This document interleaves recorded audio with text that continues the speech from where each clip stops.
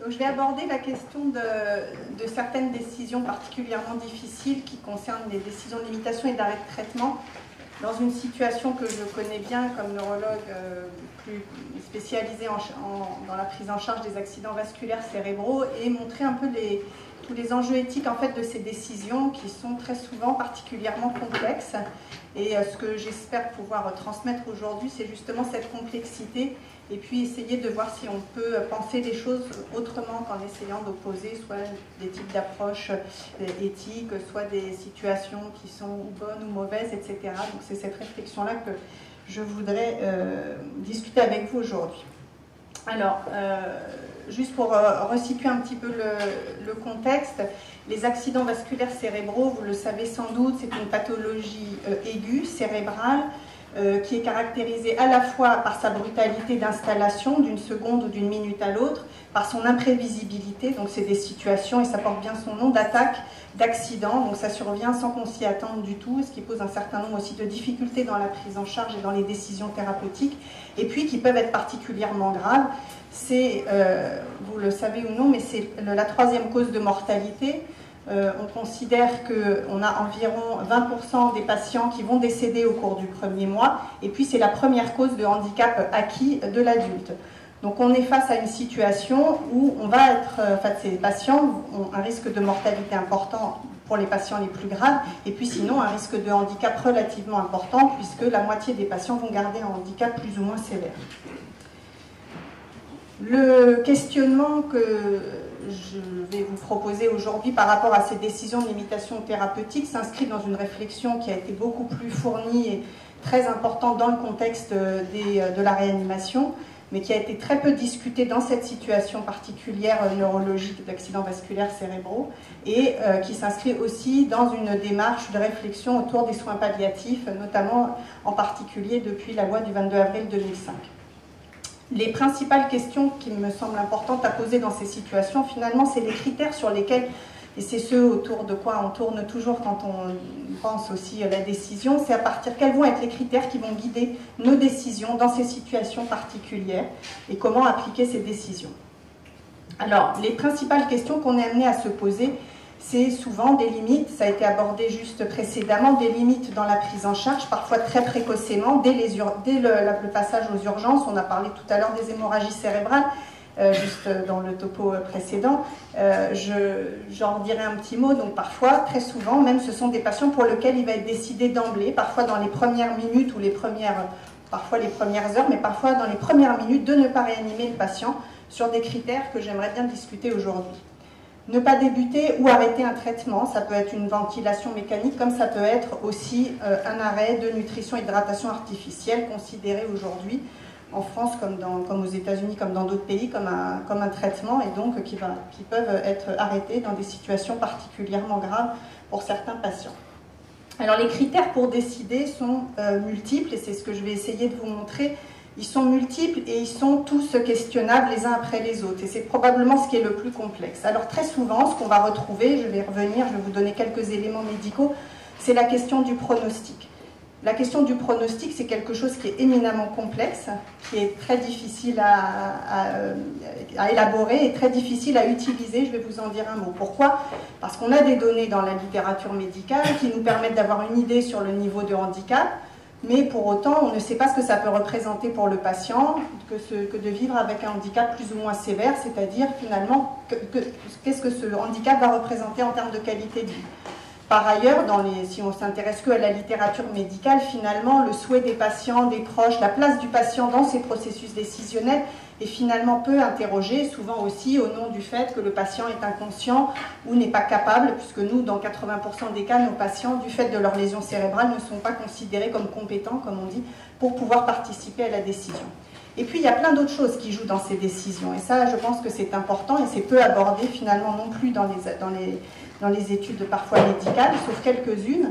Il y a tout un certain nombre de contraintes organisationnelles dans nos prises de décision qui interviennent et qui peuvent biaiser nos décisions. Alors très rapidement, pour vous donner un peu une idée des situations auxquelles on est confronté. Alors les décisions de limitation et arrêt de traitement à la phase aiguë des accidents vasculaires cérébraux graves, c'est quelque chose qui finalement n'a pas été tellement abordé jusqu'à aujourd'hui, en tout cas n'a pas fait l'objet d'études dans la littérature médicale. On estime, il y a eu un article qui estimait aux États-Unis qu'on aurait quand même, donc c'est pas du tout anecdotique, hein, et encore une fois, c'est la 3e cause de mortalité, pourtant on pourrait s'interroger et savoir comment ces patients décèdent, et aujourd'hui, actuellement, on n'a pas d'études ni aux États-Unis ni en France. Mais dans cette étude que Holloway, enfin c'est une revue de la littérature que Holloway avait publiée en 2005, il estimait qu'on avait environ 50 000 patients qui décédaient chaque année en réanimation d'une extubation, donc un arrêt de traitement à la suite d'une évaluation de pronostic, souvent, en considérant que le pronostic était catastrophique, que la vie était probablement inacceptable et qu'il était préférable d'extuber le patient. Ça représente 5 à 10% des accidents ischémiques ventilés, et c'est beaucoup plus fréquent, je vais en dire un mot, parmi les hémorragies cérébrales. Près d'un patient sur 3, il y a des décisions de non-réanimation ou d'extubation pour ces patients.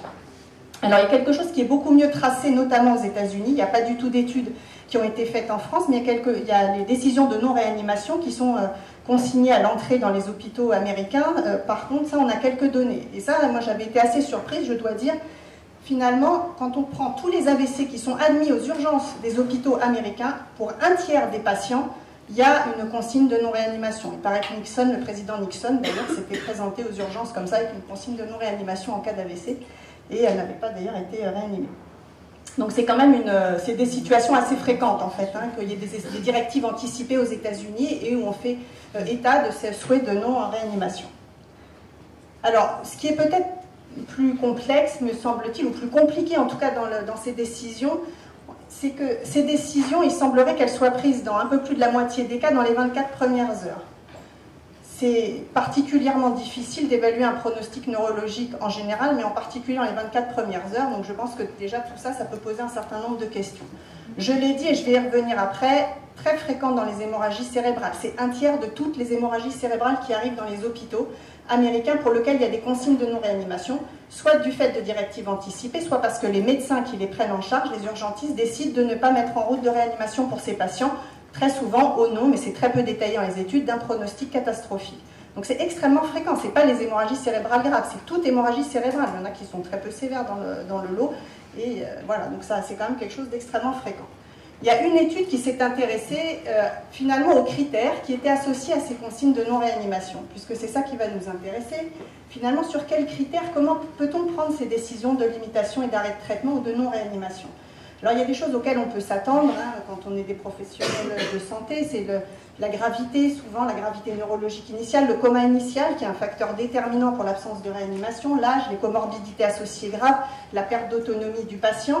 Et puis peut-être plus intéressant, et en tout cas c'était un des messages de l'article de MPhil en 2004, en fait ces consignes de non-réanimation, elles sont aussi significativement associées, elles sont corrélées au fait que de l'habitude, en fait, elles sont corrélées aux habitudes hospitalières de pratiquer ou non des décisions de non-réanimation. Donc il y a des hôpitaux dans lesquels on sait que ces décisions de non-réanimation sont plus fréquentes que d'autres, et comme on pourrait ou pas s'y attendre, en fait ces consignes de non-réanimation, ces habitudes hospitalières sont plus fréquentes dans des hôpitaux qui n'ont pas accès à un plateau technique d'imagerie ou à une réanimation. C'est-à-dire que les hôpitaux avec des moyens insuffisants ont des habitudes de consignes de non-réanimation. Moi je trouvais que c'était intéressant parce qu'on fait souvent comme si ça n'existait pas, ce problème-là. On peut rêver d'une équité d'accès aux soins et on essaye de développer tout pour ça, mais la vraie vie c'est que malheureusement on a probablement des biais, enfin il y a un certain nombre de contraintes auxquelles on est confronté et qui rentrent et qui influent dans nos décisions médicales, et je pense que c'est peut-être, en tout cas ça peut améliorer les prises de décision, d'être conscient de tous ces éléments qui interviennent. Alors, je vais dire un mot de la question du pronostic, parce que finalement, c'est le critère sur lequel ces décisions sont le plus souvent prises, c'est-à-dire qu'on appuie notre décision médicale au nom d'un pronostic, souvent, c'est décrit comme ça dans la littérature, un pronostic catastrophique, un handicap qui serait inacceptable. La question est finalement de savoir si on peut définir ce que c'est qu'un pronostic catastrophique, et si on peut définir aussi ce que c'est que l'inacceptable, et qui peut le définir. Est-ce que c'est à nous de définir ce qu'est un handicap inacceptable? Comment est-ce qu'on peut prendre ces décisions, encore une fois, dans des situations extrêmement délicates, puisque ce sont des patients qui ne peuvent pas, dans la majorité des cas, donner leur avis sur la situation actuelle. Et puis, bien sûr, je dirais un mot de la place du patient et des proches dans ces décisions et du contexte, puisque c'est ce que j'ai évoqué précédemment. Alors, juste un mot sur le pronostic des AVC graves. Globalement, il existe tout le monde est assez... il y a une sorte de consensus sur la gravité des accidents vasculaires, sur le pronostic très sévère des accidents qui sont vasculaires cérébraux qui sont admis en réanimation. On considère qu'il y a environ 50 à 90% de mortalité ça c'est ce qu'on retrouve dans les études, et puis des patients qui vont garder un handicap lourd. Alors ça, il est défini de façon très variable dans les études, hein. Ça peut être un handicap avec des patients qui vont pouvoir reprendre la marche, et puis dans d'autres situations, c'est simplement le fait de ne pas retrouver l'état antérieur qui va être considéré comme mauvais pronostic. Donc vous voyez d'emblée qu'il y a un certain nombre de biais dans les études, notamment dans la façon de définir ce qu'est le mauvais pronostic. Donc on a toujours des a priori avant, hein, dans les études. On définit, on présuppose qu'un mauvais pronostic, ça va être ça, ça ou ça. Donc c'est ce qu'on a aujourd'hui comme données dans la littérature. Il y a pas mal de facteurs qui sont associés à cette gravité, mais ce n'est pas le lieu de les détailler ici. Mais on a quand même quelques données. Alors je vais prendre juste un exemple pour pouvoir illustrer les limites de ces évaluations, de ces données pronostiques sur les accidents vasculaires cérébraux. Si on prend l'exemple des hémorragies cérébrales, et puis en plus elles viennent d'être évoquées précédemment. Les hémorragies cérébrales, ce sont des accidents vasculaires cérébraux particulièrement graves. Je vous ai dit tout à l'heure, 20% des patients vont décéder au cours des 3 premiers mois après un accident vasculaire cérébral. Pour les hémorragies cérébrales, c'est 40 à 50% de mortalité, même au cours du premier mois. Donc c'est des patients qui ont une gravité, en tout cas un risque de mortalité, qui est vraiment plus important que celui des accidents ischémiques, qui pour le coup est plutôt de l'ordre de 10% à un mois. Il y a un certain nombre de facteurs pronostiques qui ont été identifiés et qui étaient significativement associés en fait, à cette mortalité élevée, l'âge, le niveau de conscience, le volume et la taille de l'accident, la localisation de l'hémorragie cérébrale, et puis la présence d'une hémorragie intraventriculaire. Peu importe, il y a eu un score qui a été proposé et qui a d'ailleurs été très utilisé, notamment aux États-Unis, pour prendre des décisions, et notamment des décisions de limitation de traitement.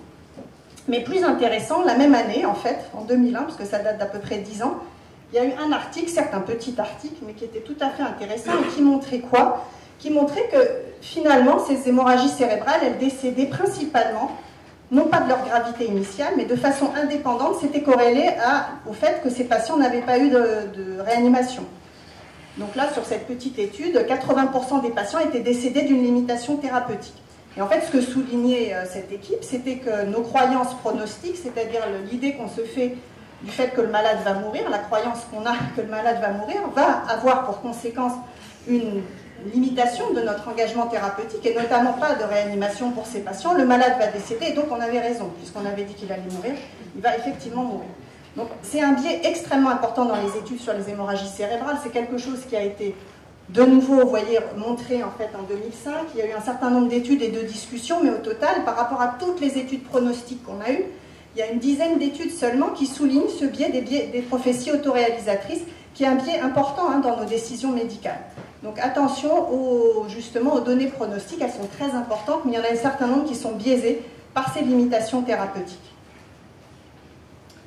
Alors c'est quelque chose qui a été notamment d'ailleurs montré en réanimation et qui avait fait l'objet d'un article dans un très bon journal, et qui justement avait montré que le principal déterminant des limitations thérapeutiques et donc du risque aussi de mortalité des malades, c'était la prédiction de survie qu'avaient les médecins.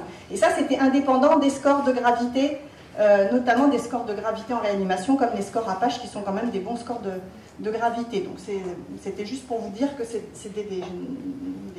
prophéties autoréalisatrices avaient été largement discutées avant d'être surtout démontré en fait discuté en sociologie, avait été vraiment illustré dans ces situations particulières de réanimation ou d'hémorragie cérébrale. Donc ça, c'est un des premiers biais qui me semble important à souligner. Il y en a d'autres, je vous l'ai dit, sur les populations un peu hétérogènes des études, etc.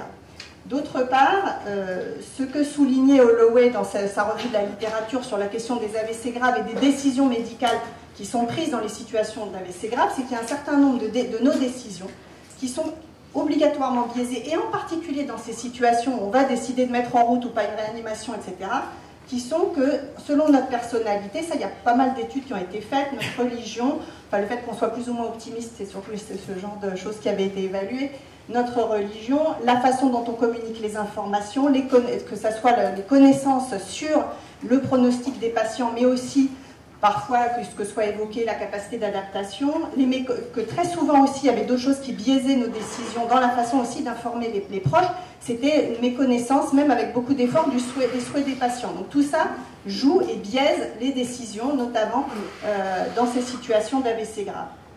Et puis très fréquemment, je vais en redire un mot, il y a une sous-évaluation, ça a été montré, pas spécifiquement dans les accidents vasculaires, mais dans les situations, dans d'autres situations neurologiques, notamment chez des patients, des blessés médulaires, des tétraplégiques. Il y a une sous-évaluation très fréquente de la part des médecins de l'adaptation, de la capacité d'adaptation du patient à son handicap. Donc ça, c'est ce qui a été beaucoup souligné sous le terme de disability paradox, c'est-à-dire la différence entre un handicap vécu et un handicap perçu. La majorité des patients vivent en général mieux leur handicap que nous, on s'imagine qu'ils peuvent le vivre. Donc c'est des choses qui avaient été démontrées chez les tétraplégiques initialement. Et puis il y a eu pas mal d'études qui l'ont montré, notamment plus récemment, il y a 3 ans, chez les patients avec un locked-in syndrome. Donc vous savez, c'est ces patients qui restent totalement paralysés, qui ont c'est le scaphandre et le papillon, le seul mouvement possible sont les mouvements de verticalité des yeux et mouvements des paupières. Et il y a eu des études de qualité de vie chez ces patients, et qu'on le croit ou non, il y a sûrement un biais, les patients qui répondent sont probablement ceux qui vont bien, mais il y a plus de 3/4 des patients qui considèrent qu'ils ont une bonne qualité de vie, qui sont heureux de vivre, qui font des choses qui leur font plaisir. Et c'est des études qui ont été faites chez des patients qui étaient déjà en locked-in syndrome depuis, pour certains, déjà 10 ans. Donc voilà, c'est juste pour dire, il me semble que tout le monde n'est pas un héros du handicap, hein, c'est pas du tout ce que je veux dire, mais c'est qu'on a souvent des projections assez négatives, et que c'est important de savoir que parfois, en tout cas, c'est peut-être pas la majorité, mais parfois certains patients ont des capacités d'adaptation à des handicaps extrêmement sévères. Et il me semble que cette complexité, c'est-à-dire cette inadéquation assez fréquente, et ça on le voit nous beaucoup en consultation pour suivre des patients depuis plus de 15 ans, je vous assure que je le vois, ce n'est pas les patients avec le handicap le plus sévère qui ont la plus mauvaise qualité de vie. C'est parfois des patients avec des handicaps peu sévères, des petites gênes, parce qu'ils ne sont pas revenus exactement à l'état antérieur et qui du coup ne sont pas heureux de leur qualité de vie. Donc ce n'est pas toujours associé le niveau de handicap, donc il faut être très prudent, je pense, dans les projections qu'on peut avoir, notamment dans ces décisions-là. Donc tout ça pour souligner qu'effectivement c'est extrêmement difficile d'évaluer le handicap. Je vous ai montré, on a des arguments. Tout ça n'est pas pour dire qu'on ne prend pas de décision, hein, c'est surtout pas ça, mais je pense que de pouvoir éclairer, en tout cas moi c'est la façon dont je vois les choses, de pouvoir éclairer cette décision, de pouvoir en percevoir la complexité, ça permet au contraire d'être plus proche de ce que pourrait aussi vouloir le patient. Quand on essaye d'évaluer la qualité de vie d'autrui, il y a plein de biais, le biais qui est lié au handicap et le biais qui est lié à l'estimation de la qualité de vie. D'autre part, là où ça devient compliqué de pouvoir décider de façon assez générale de ce que c'est que la qualité de vie d'un individu, c'est quand ça deviendrait quelque chose qu'on pourrait généraliser. C'est-à-dire de considérer qu'un certain nombre de patients ont un handicap inacceptable, des accidents vasculaires cérébraux très sévères, des patients qui seraient tétraplégiques, des patients qui seraient relationnels, des patients, etc. Peut-être que chacun d'entre nous, sûrement chacun d'entre nous a des représentations très singulières, on a chacun une idée de ce qu'on voudrait pour soi ou peut-être aussi pour les autres, mais en tout cas, de vouloir définir a priori que certaines qualités de vie, que certains types de handicap ne méritent pas d'être vécus, c'est extrêmement évidemment délicat. Cette hiérarchisation de la vie humaine, elle présente des dangers qui sont évidents, qui ont été largement discutés dans d'autres contextes. Et la façon dont c'est discuté par certains, notamment certains philosophes comme Engelhardt aux États-Unis, peut poser question, puisque lui, il définit un certain nombre de patients qui seraient des human non-persons. Donc dans ces human non-persons, ce sont des patients handicapés cérébraux, des patients handicapés moteurs, cérébraux, surtout en fait, avec des troubles cognitifs importants, les nouveau-nés, enfin tous les patients qui ne sont pas doués de raison. Donc ça rejoint aussi la question de finalement, est-ce que l'état de conscience pourrait définir une situation, le fait de ne pas avoir un état de conscience, une vie qui ne vaudrait pas la peine d'être vécue. Au cas par cas, peut-être qu'on peut le discuter. D'une façon générale, je pense que c'est extrêmement dangereux. Bien sûr, dans ces situations-là, il y a d'autres critères qui sont importants à prendre en compte. Et à chaque fois, ce qui me semble important, c'est de toujours revenir, surtout quand on parle de handicap inacceptable, à ce que le patient aurait pu dire lui-même de ce handicap. C'est hyper difficile. Parfois, on peut passer des heures et des heures avec les proches pour essayer de savoir ce que le patient aurait pu en dire s'il n'a pas de directive anticipée. Mais dans certaines situations, c'est possible, et notamment dans certaines situations de handicap sévère, comme par exemple les patients à l'Optin syndrome, qui ont des difficultés majeures, qui ne peuvent pas communiquer verbalement, mais qui peuvent communiquer grâce à un alphabet hésarin et les mouvements de paupières. Donc c'est des choses, ça prend énormément de temps, mais c'est indispensable dans ces situations de pouvoir interroger ce que le patient pourrait dire de la poursuite d'une prise en charge, etc. Et c'est quelque chose qu'il est possible de faire. Les directives anticipées, on en a dit un mot, c'est indispensable, mais comme le souligne Aline, c'est extrêmement rare de les trouver dans des contextes d'urgence. Il faut probablement qu'on s'en empare tous en tant que citoyens, mais ça doit être interrogé à chaque fois. Elle l'a souligné, le problème des directives anticipées, c'est qu'il y a des choses, enfin c'est quasi impossible de pouvoir imaginer ce qui pourra nous arriver demain, etc. Et que chaque fois, ça doit être interrogé. Il ne faut pas considérer que parce qu'un patient a écrit ça, qu'on n'interrogera pas ces directives anticipées. Donc c'est un élément très important, mais il faut quand même pouvoir les interroger. La personne de confiance, c'est à peu près la même chose dans les situations d'urgence. C'est très rare finalement que des personnes de confiance aient déjà été désignées. Néanmoins, ces dispositifs existent et il faut se donner la peine de les rechercher à chaque fois dans ces situations difficiles. Très souvent, ce sont les proches qui vont être amenés, en tout cas à partager, on va dire, la décision, en tout cas à nous aider, à nous guider dans la décision. Ils sont là pour nous dire ce que le patient aurait pu imaginer de son handicap et pourrait supporter. Et puis, bien sûr, ils sont aussi là pour accompagner après le patient dans son handicap. Ça, c'est un élément majeur. C'est un élément majeur parce que globalement, toutes les études sur la qualité de vie, après un accident vasculaire cérébral, le facteur principal, c'est l'entourage pour la qualité de vie. Donc c'est quand même un élément important à rechercher de façon systématique et ça, on ne peut pas ne pas le prendre en compte dans ce type de décision. Donc dans les autres critères, c'est ce que je disais tout à l'heure, mais on a un certain nombre de biais et de contraintes qui vont nous guider aussi dans ces décisions. Aujourd'hui, la question qui est posée aussi pour ces patients, la façon dont c'est posé, c'est certes la question du handicap inacceptable, mais c'est aussi quel va être le projet de soins pour le malade, quels sont les moyens que nous avons aujourd'hui pour pouvoir prendre en charge des patients très lourdement handicapés. On sait aujourd'hui que les lits d'aval pour les patients très lourdement handicapés sont une ressource rare, et donc ça c'est un débat, effectivement, ce sont des choix politiques, un débat sociétal de savoir les moyens qu'on est prêt aujourd'hui à mettre dans cette prise en charge plutôt que dans un autre type de prise en charge. Donc pour conclure, ces décisions de limitation thérapeutique à la phase aiguë des AVC graves, ce que je voulais surtout souligner, c'était leur complexité. C'était l'importance de prendre en compte l'ensemble de ces facteurs, à la fois interroger bien sûr les données pronostiques, elles existent et c'est majoritairement elles qui vont guider notre décision médicale, mais elles ont des biais, des limites qu'il faut toujours savoir interroger et que ce qui va nous guider notamment dans ces situations-là, c'est avant tout évidemment le respect des souhaits et des valeurs du patient qu'on essaye d'avoir par tous les moyens, même si ça reste difficile. On est toujours dans une logique qui est un peu sacrificielle et qui est difficile. Soit, il faut toujours, évidemment, on est dans une situation où on va chercher à éviter une escalade thérapeutique qui serait déraisonnable, une situation qui pourrait aboutir à un handicap que le patient n'aurait pas voulu. Donc ça, c'est le spectre de l'acharnement thérapeutique, comme on disait avant, ou de l'obstination déraisonnable aujourd'hui. Et puis aussi faire attention, parce que peut-être ça, on le souligne un peu moins, mais aux arrêts non justifiés, aux prises en charge, aux décisions de non-réanimation qui sont parfois très vite prises et qui peuvent aussi poser un certain nombre de questions, puisque là, on a le risque de ces prophéties autoréalisatrices. Les décisions, moi, si je devais un peu je pense que tout le monde l'aura compris, en termes d'éthique, j'ai plutôt une approche d'éthique contextuelle que procédurale. Il me semble que ces situations, aussi pour les raisons autour de la question du handicap et du danger de la hiérarchisation de la vie humaine, c'est l'idée que ces décisions, elles ne peuvent être prises qu'au cas par cas, avec une certaine temporalité aussi, puisque chaque situation demande un temps différent. On a des situations qui vont demander un temps très différent, de la part soit parce que le patient évolue de façon différente, chaque cas est particulier, et puis aussi parce que pour les proches, ça peut être parfois très long d'accepter une situation particulièrement sévère, ça s'installe d'un seul coup et parfois ça peut prendre plusieurs jours, parfois plusieurs semaines, même à ce que la situation soit un peu moins difficile. C'est vraiment quelque chose qui est essentiel, surtout dans une façon qu'on a aujourd'hui de pratiquer la médecine, qui tente effectivement à vouloir réduire et à vouloir simplifier, à vouloir appuyer nos décisions sur des critères purement médicaux, sur des critères pronostiques qui ne seraient pas interrogés. Donc moi, ce qui me semble important aujourd'hui, c'est de remettre, alors je ne sais pas, on parlait de la réhumanisation, mais pour moi, la réhumanisation du soin, c'est aussi prendre en compte cette complexité, cette multitude de facteurs qui interviennent dans la décision, toujours avec beaucoup de prudence et une délibération aristotélicienne, donc je suis résolument aristotélicienne.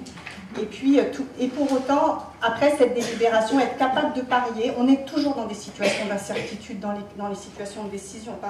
Voilà, c'est une évidence, parce qu'on est face à des choix, donc on est face à une incertitude, mais être capable de pouvoir parier, d'agir, et puis finalement de se dire qu'on n'est pas dans le bien ou le mal, on est dans une éthique du moindre mal. Je crois que dans ces situations-là, on ne saura jamais si on a pris la bonne décision, on essaye de la prendre le moins mal possible. Puis je vous laisse lire la citation un peu longue d'Edgar Morin. Je vous remercie de votre attention.